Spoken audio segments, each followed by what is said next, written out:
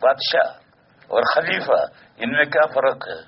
کہتے ہیں کہ حضرت علی کے بعد حضرت حسن کے بعد پھر آگے جو حکومت چلی تو وہ ملوکیت تھی، خلافت یہیں تک تھی، تو خلافت میں اور ملوکیت میں کیا فرق ہے؟ وہ فرق میں بتاؤں.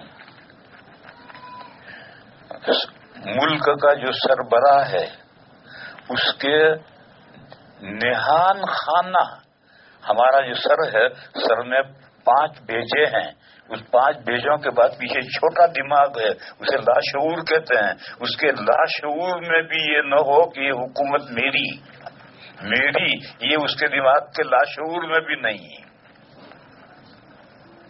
یہ ہے خلیفہ. اور کسی درجے میں یہ آ گیا کہ میری، بس وہ پھر بادشاہ ہو گیا، اب وہ خلیفہ نہیں رہا.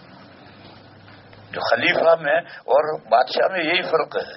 آپ 4 خلفاء 5 خلفاء کو دیکھ لو. حضرت ابوبکر صدیق، ان کی زندگی سب کے سامنے ہے. جب وہ خلیفہ بنائے گئے تو دوسرے دن کپڑوں کی گٹھڑی سر پہ اٹھا کر کے مارکیٹ میں دکان کھولنے کے لیے چلے. راستے میں حضرت عمر ملے. کہاں جا رہے ہو؟ کوئی دکان کھولوں گا.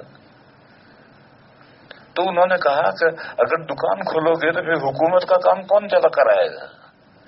تو انہوں نے چھوٹتے ہی یہ کہا کہ عمر پھر میرے بچے کیا کھائیں گے؟ دیکھو سب سے بڑا متوکل صدیق اکبر ہیں. انہوں نے کہا اب عمر میں دکان نہیں کروں گا تو میرے بچے کیا کھائیں گے؟ تو حضرت عمر نے کہا کہ اس کو ہم سوچیں گے، باقی اب آپ دکان نہیں کریں گے. چنانچہ واپس آئے اور حضرت عمر نے بڑے اکابر صحابہ کو اکٹھا کیا اور یہ طے ہوا کہ بھی حضرت ابوبکر جب خلیفہ بنے ہیں اور حکومت کا کام کریں گے تو اب ان کے خرچہ حکومت کے ذمے. تو حضرت سے پوچھا کہ آپ کا کتنا خرچہ ہے؟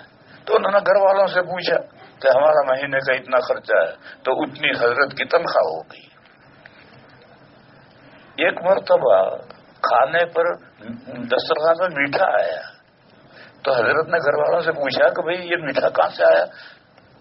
تو انہوں نے کہا کہ ہم نے روز کے آٹے میں سے مٹھی مٹھی آٹا بچاتے رہے، اب وہ اتنا بچا تو ہم بیچ کر کے ہم نے یہ بچایا. تو حضرت نے فوراً پرچہ لکھا بیت المال کو کہ میری تنخواہ میں سے اتنا کم کر دیا جائے.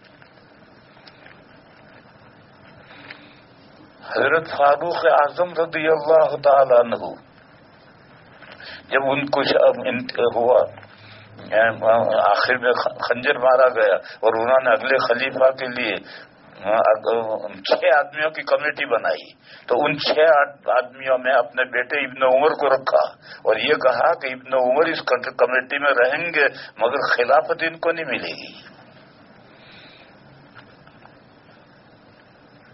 اور یہ کہا کہ عمر نے یہ مصیبت بھگتی ہے، یہی بہت ہے، اب میری اولاد میں سے کوئی بھگتے کیوں بھگتے. یہی حال حضرت علی کرم اللہ تعالیٰ عنہ کوفے میں تھے. ایک آدمی آیا کہیں سے حضرت سے ملنے کے لیے، مسجد میں گیا، جا کر اس نے نماز پڑھی، پھر ڈھونڈتا ڈھونڈتا حضرت کے گھر پہنچا. تو گھر والوں نے کہا کہ مجھے حضرت سے ملنا، حضرت علی سے ملنا ہے. تو گھر والوں نے کہا کہ حضرت علی مسجد میں ہیں. اس نے کہا کہ میں مسجد میں سے ہو کر آیا ہوں، مسجد میں کوئی نہیں ہے، ایک فقیر بیٹھا ہوا سوکھی روٹی کھا رہا ہے اور کوئی نہیں ہے. تو گھر والوں نے کہا وہی امیر المومنین ہے. اور حضرت معاویہ کے ساتھ جب جنگیں ہو رہی تھی تو حضرت معاویہ کے ساتھ جو لڑتے تھے وہ نماز پڑھنے کے لیے حضرت علی کے پیچھے آتے تھے اور حضرت علی کے پیچھے جو حضرت علی کے ساتھ جو تھے وہ کھانا کھانے کے لیے حضرت معاویہ کے یہاں جاتے تھے. وہاں کھانا میں دسترخوان شاندار تھا، گویا وہ امیر المومنین ہے اور دسترخوان اتنا پھیکا دسترخوان ہے کہ یہاں کے کھانا کھانے کے لیے حضرت معاویہ کے جاتے ہیں. اور ان کے شاندار کیوں ہیں؟ میری حکومت ہے، میں جو چاہوں کھلاؤں. بس اتنی مثالیں کافی ہیں.